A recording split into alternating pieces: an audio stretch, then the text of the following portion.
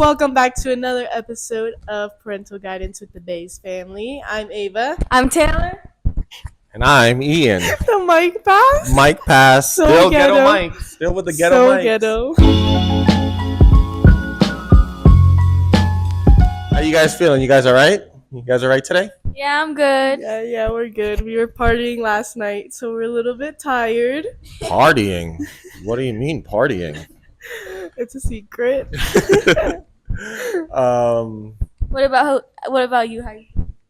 I feel a little tired too, but I wasn't partying. No, I was partying too. In my Yes, own way. he was. In my own old way. Old man way, I was partying. Oldie ancient before Christ. Not again with the bullying. Let's just stop with this bullying. No, don't stop. Let's It's be funny. nice. Let's be nice this episode. So, guys, welcome again. Today we have another episode. We're going to talk about religion. Religion. As you guys all know, we're Christians. It wasn't always that way, especially for me. I grew up Catholic. My mom, my late great mom, Melita V. Perez, putting her government out there. Awesome woman. Miss her so much. She raised us Catholic. In the Philippines, we went to church in a Catholic church, from what I remember.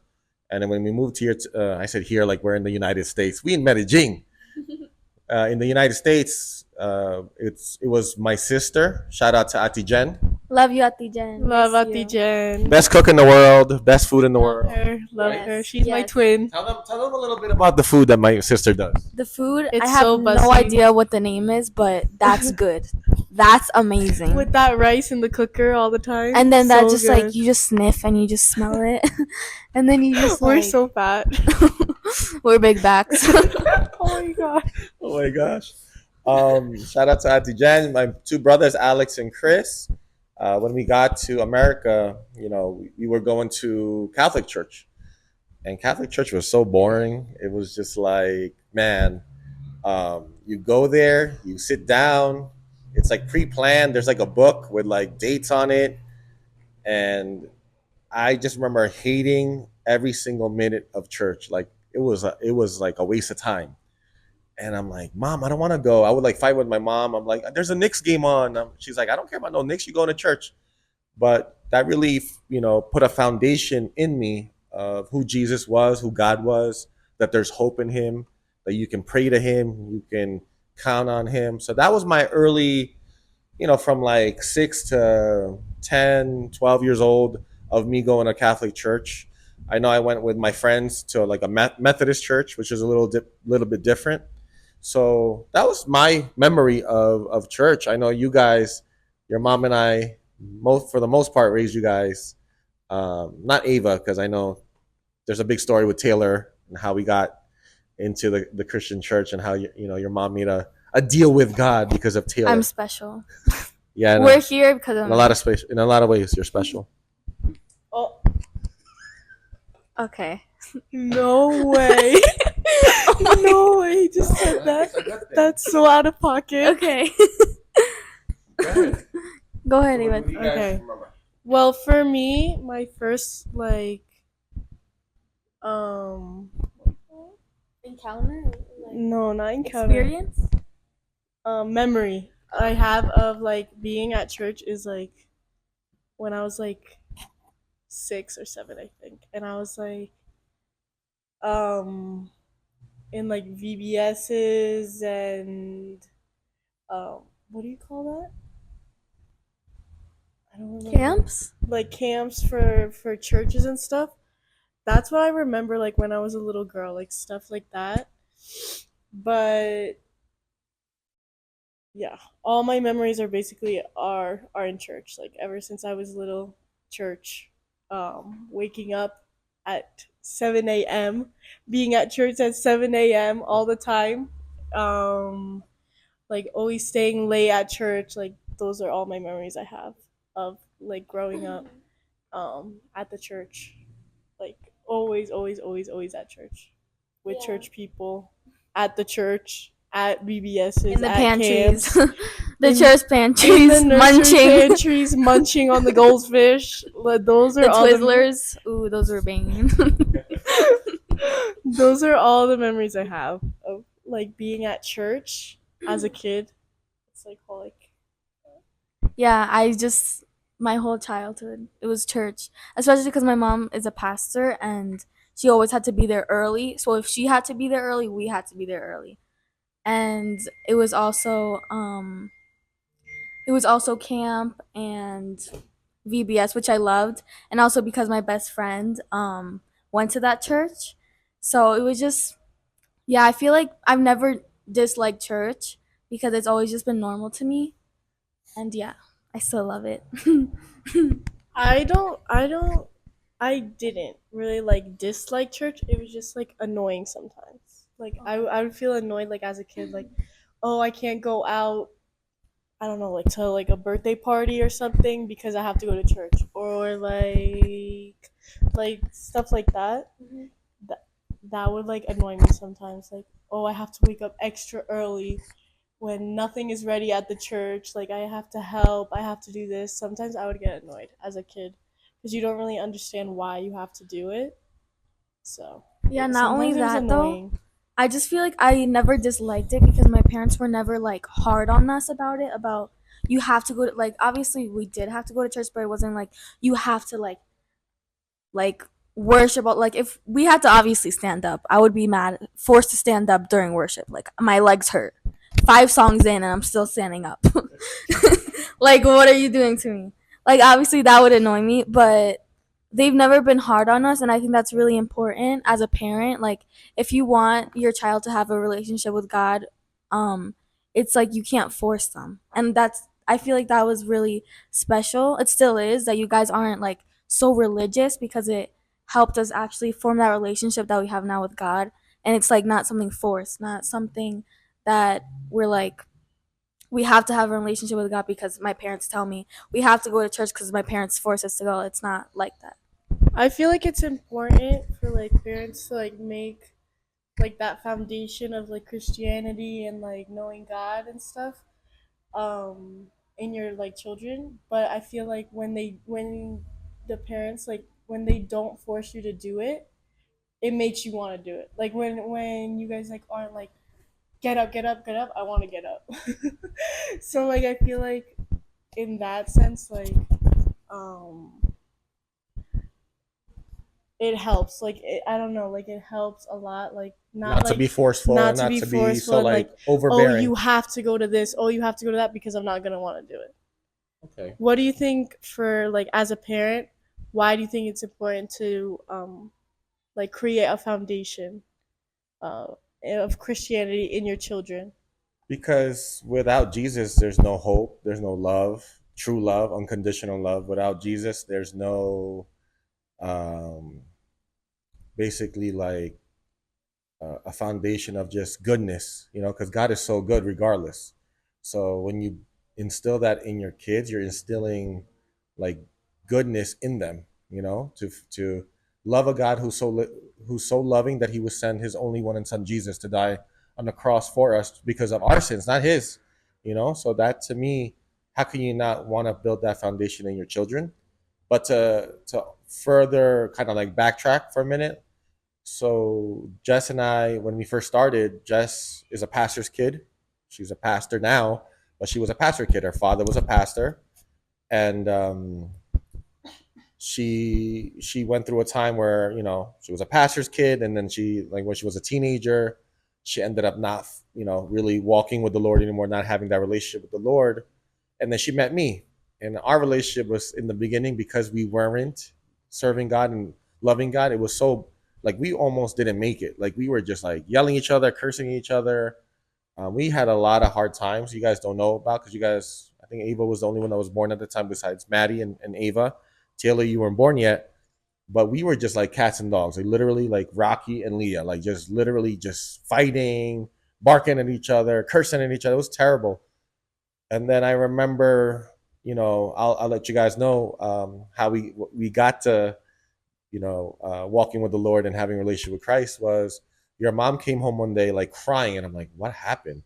She's like, she said that she had a miscarriage, and I was like, I didn't even know you were pregnant. She was like, I was trying to surprise you, and I just saw like the devastation in her face.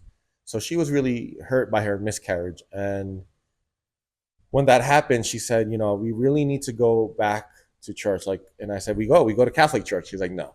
She's like, we need to really have a relationship with Christ, and I didn't really understand.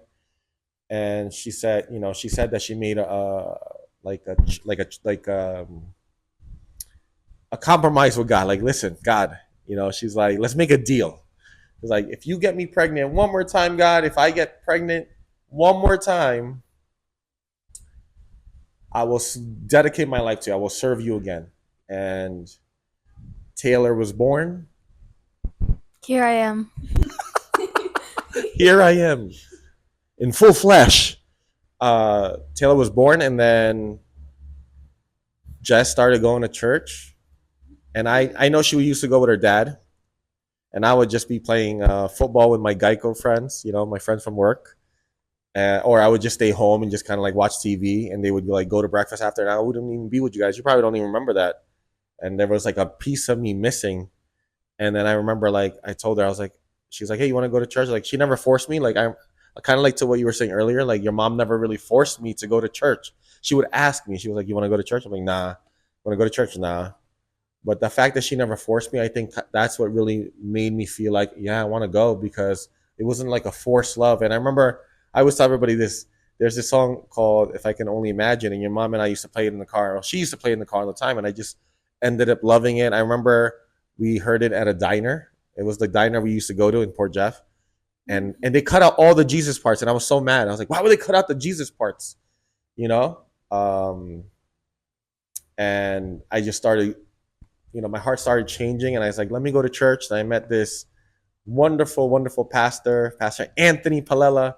Shout you out on this podcast, because he was like this really buff Italian, spoke with like this New York accent, but he was so funny. I thought Pastor Anthony was so funny. I still think you're funny, Pastor Anthony. But he like really captivated me. But the Spirit of God was there in Medford's Assembly of God at the time, and I just started going to church, and that's how I got saved. Me and your mom got baptized. Your mom got baptized again. She was baptized when she was younger, but we got baptized together. We started serving. I started serving in Royal Rangers, and she started serving in Missionettes. I don't know if you guys remember that. I don't know, Ava, if you. I was in that. I remember that. Yeah, Missionettes. And then Taylor was just a baby, and somebody almost stole Taylor. We thought somebody was trying to steal Taylor at the church. We like, some lady said, "Can I hold your baby?" And like, we didn't see you like for like 10 minutes. I was like, "What happened to our baby?" I almost got kidnapped. Literally Literally. got kidnapped. Okay. But that's how we started. So like, for me, if when I never met your mom, I don't know, maybe I would be Christian, but I know that God used her to, and I mentioned that before in an episode before, that God used her to really, really bring me to church, experience the Holy Spirit, experience God. And now here we are as missionaries in Colombia with a foundation in Comuna 13. So it's really a beautiful story. So without that start, there is no foundation for me to say, hey, kids, you should have what we have, or what we are experiencing with God, which is a foundation of hope, love, goodness of God, like Jesus. And for me, it's just so important for you guys out there just to instill that into your kids, instill a foundation of God, and Jesus is your Lord and Savior, and there is hope. I'm preaching right now to you. There is hope in Him. There's never not hope with Jesus. So with that said, now I know that you guys were talking about like as kids, but like as kind of like when you start kind of growing into teens and preteens. I was the best preteen teacher, right? Yes or no? Yes. Or was it your mom? Probably your mom. Mm. Probably your mom, right? I prefer my dad because he was funnier. Sorry, Mom. Oh no, she's not gonna Can't- like that. Can't When cut that she out. hears We that, can't cut that can we out. cut that out, please? But learning, like when so you're not a kid anymore. You're not like 6 or 7, 8 or 9. Like you're 10, 11, 12. You're learning about God. How did that affect your life in school? How did that affect your life with friends? How did that affect your life in general or in church? Did you feel any different? Like, how did you feel like having or starting a relationship with God? Okay, I'll go first. I have a memory of me in elementary school. I think I was in second grade, and we were doing basketball camp and like VBS or something. I'm sure you remember this because mom fought with the principal. And I was so proud of the church. I was so proud of my religion, about God, about like the relationship and the knowledge I had about God and about Jesus and about everything that I knew. I was so like prideful, really. I loved church so much. Oh, so So I brought the flyers from basketball camp and from VBS, like those flyers that we always printed out, like about like, cute. Yeah. okay, yeah, I brought those to school to pass them out. And like people were asking me what it was, and I was explaining like it's at church, blah blah, blah, talking about Jesus, and I got in trouble. I got in trouble, and they said that I'm not allowed to talk about Jesus at school, and that I shouldn't hand out those flyers. And I got in trouble, and I was so sad. I remember this is I think this is like my first memory of like telling other people about Jesus. I think that's why I'm a little bit traumatized. I got in trouble, and my mom, like, I think she went to the school and she yelled at the principal saying that why aren't we allowed to talk about Jesus at school?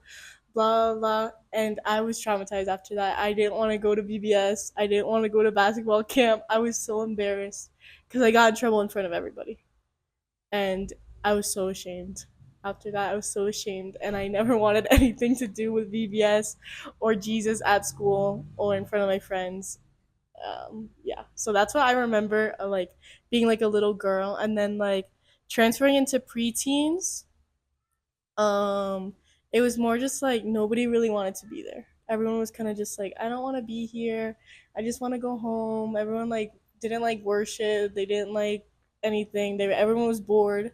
So we were all kind of just like, you know how teenagers are, like they don't want to do anything, they don't want to talk, they don't want to be your friend. Well, is that like preteens or you're talking about youth? Both Wait, preteens let's and talk youth. about preteens first because I was a preteen teacher. That was fun. You don't remember that? I feel like we nobody really like liked it. I don't think anybody liked Hurting it. my feelings. Not that they didn't like. No, but in my group, remember, and it was like I know, preteen. I don't know if your group was different. Yeah, because you were with a little bit after Maddie, right, Ava? Yeah, Ava had a different group, but I remember when I was with you, it was fun. Also, I was also a little bit sour because my mom used to do like the little kid service, and then she moved to the preteens. And then when I finally got into preteens to be with my mom, she moved to the teenagers, and I was like, "Girl, Yeah, Jess was you the don't want to youth be, pastor. you don't want to be with me anymore, Jeff. like, please." Oh, So I was like so sour about it. I was like, I just want to go with the teenagers, and I was in preteens bored all by myself, had no friends because I was always friends with like the older kids from church, the other PKs yeah. from church, and they're all older, and they Yeah. were all in the teenagers, and I was there in preteens all by myself with nobody to talk to, bored, So without my mom. before you move on, and before we move on to Taylor, so that was an interesting story. I totally forgot about that story about like the basketball camp and you sent out flyers. So why do you think that was? Why do you think the principal didn't want you to talk about Jesus, or do you think that's just the world now? Like, I think that's just how the world. I mean, that was like a long time ago. no, but I'm just saying, like, that was like more than 10 years ago. 10 years ago. I was gonna say 7, but that's not right. It was more than 10 years ago, literally. So the world is really different now. I'm sure that there's people that don't even stand up for the Pledge of Allegiance. They don't say I trust in God in the Pledge of Allegiance, like stuff like that. But I don't know. Honestly, I don't know. But it made me feel really bad. I hope it never happens to another kid ever again. Oh, but you're so cute, handing a flyer, talking about Jesus. I remember you with your glasses, like, Yeah. so nerdy. I think I cried really bad at school. Like, I felt really Aw. bad. I never got yelled at school. And your mom, I don't remember this. Your mom fought with the principal? Yeah, I know I she didn't. fought with the principal because they like called her because I was crying. I felt so Oh, bad. I don't remember that. I'm for some so reason. traumatized. I remember that. It's traumatizing. She's like, I remember that. I remember that. It I was happened, traumatized. definitely. So yeah, I hope it never happens to another kid ever again. Don't be Aw. ashamed of giving out VBS Amen. flyers. Preach, girl. Come on. Don't be ashamed of Jesus Christ, your Lord and Savior. All right, let's go to Taylor now. I never got in trouble for like sharing about God, but I remember I think it was a flyer too, and I had this Muslim friend. I have no idea. I forgot. Deadly flyer. I hate those flyers. Ava, Please I never think you, give them Ava, out I ever think you again. remember. Just share the Instagram Ava, post or something. do you remember I had a Muslim friend, and it was like in second grade or first grade too. I don't remember. And I had this other friend too. I forgot what her name was, but I think it was VBS or a basketball game. I don't even remember. But I was like, "Oh, you should come." And obviously he's Muslim, so he was like, "No, like, what do you mean, Oh my gosh, God?" I remember. You remember him? Oh, okay, yeah. He was like, "No," and I remember I started to tell him about God and like what everything we did in the church, and he was like, I don't know." And I just remember I felt like so good about it because I was like, "Oh my gosh!" Like I'm like telling him about God, knowing that he has a different religion, and I was just so proud of myself. But he didn't end up coming, sadly. But I feel like when I was younger and I would talk to my friends about God, it was always like I don't believe in God. And that was in like second grade, third grade, fourth grade, fifth grade, sixth grade. And then I would kind of not get bullied, but since I had that Christian account on TikTok, Christian TikTok many account? people from my school awesome. many people from my school They bullied her. did see the account and would say stuff to me, but it never bothered me because I was proud of myself and my parents would always say that they were proud of me and I knew that God was proud of me too. So I was like, okay. Like, what are you saying? But I feel like no, I've never got in trouble and I've never had a traumatizing moment like Ava. Thank God. It was more like people saying things to me, but I knew that I was doing things right, so I had nothing to feel bad about. And now that I'm a teen and I do believe in God, I feel like there's many more distractions and many more things that I kind of like I don't really like talk to it about. Like I don't talk about it to other people because it's just like it's not something that I do. It's just a lot of the distractions that doesn't make me like really focus and say, "Oh, I need to tell my friend about this or that." And also because like since I was little, I was judged because I was making videos about it and sharing things about God. And imagine now that I'm a teen, like it's probably gonna like hit me harder than before since I was littler, like imagine as a teen. So I think it's just me like scared of judgment and that people will reject me because of my beliefs. So yeah. Well, that's a good point, Taylor. And now that you guys are teenagers, so let's talk about church culture, about like the religious people, No way. the judgmental No people. way. Thanks for watching part 1. Part 2 coming soon. Bye.